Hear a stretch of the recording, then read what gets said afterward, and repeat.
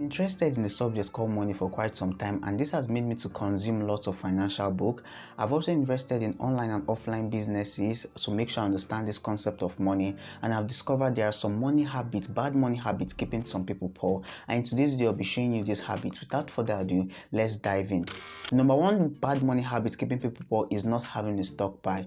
A stockpile happens to be a save up that can cover up 3 to 6 months of expenses. So as employees, some persons don't really have stockpile. They don't really save up their money to amount to 6 months of expenses. For instance, they lose their job. In his book The Psychology of Money, Mokan Housel advises us that we should go about saving up to 6 months expenses because we don't really know what things might occur. There might be some emergencies, and people like Bill Gates happens to know this on time. And Bill Gates, in the early stage of Microsoft, made a statement. He said, I came up with this incredible conservative approach that I wanted to have enough in the bank to pay a year's worth of payroll, even if we don't get any payment coming in. So this was a statement by Bill Gates. So the next bad money habit keeping people poor is paying yourself last. Now, what do I mean by paying yourself last? In Robert Kiyosaki's book Rich Dad Poor Dad, he made mention of two sets of persons: the rich people, the poor people. And he said that the poor people end up paying themselves last because once they get any income, the first thing they do is to clear out their debt, to pay out their bills and the rest of them, and any amount that remains they use it to pay themselves. But what the rich people do is that once they get any money, they pay themselves first. Maybe they get 10 to 15% of that money into their savings account to save up their money. Now this save up happens to be your stockpile. Once you keep saving, it becomes your stockpile. So you should learn how to save or to pay yourself first by saving up your income. Do not go about making other people rich by paying others, like paying your debts and paying some other stuff. You should make yourself rich by paying yourself first. So that's a bad money habit, by not paying yourself first. The next bad money habit is just saving and not investing.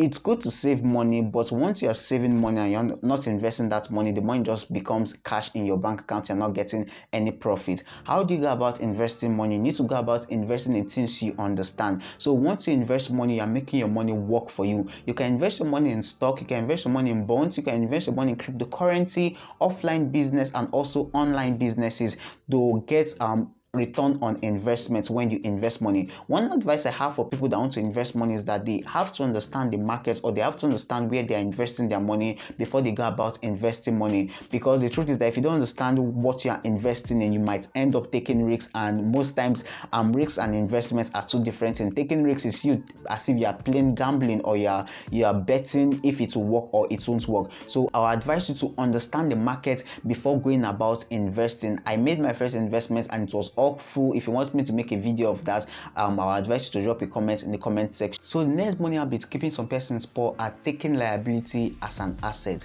If I should tell you your home or your house is a liability, most of the persons will argue this fast, but let's get to define these terms. In a nutshell, a liability is something that takes away money from your pockets, and an asset is something that brings in money to your pocket. So when you tend to maintain your home, you tend to spend money. When you tend to fix the broken pipe and to fix the electrical stuff that is bad, you tend to spend money. So this is a liability. Also, your car happens to be a liability, but some persons don't really understand what's a liability and they don't understand what's an asset. So they have been spending their time acquiring lots of liabilities and they have not been acquiring assets. That's why if you see some rich people, they are very, very practical with renting houses. They don't want to go about buying houses. So that is one thing people don't understand, not knowing what is a liability and what is an asset. So if you know what's a liability and what's an asset, you can be able to know your income and your expenses. So liability takes out money, which means it increases your expenditure, while assets brings in your income, or it brings in money and it increases your income. So you should be able to decipher what's a liability and what is an asset. So the last bad money habit I'll be talking about is expensive hobbies. So expensive hobbies is more like living above your means. You can imagine someone having a paycheck of $5,000 every month and the person is living up to $4,900 or $5,500 every month because of their hobbies, which can be going on vacations, which can be also shopping spree and the rest of them. So living above your means happens to be one of the ways to make people poor.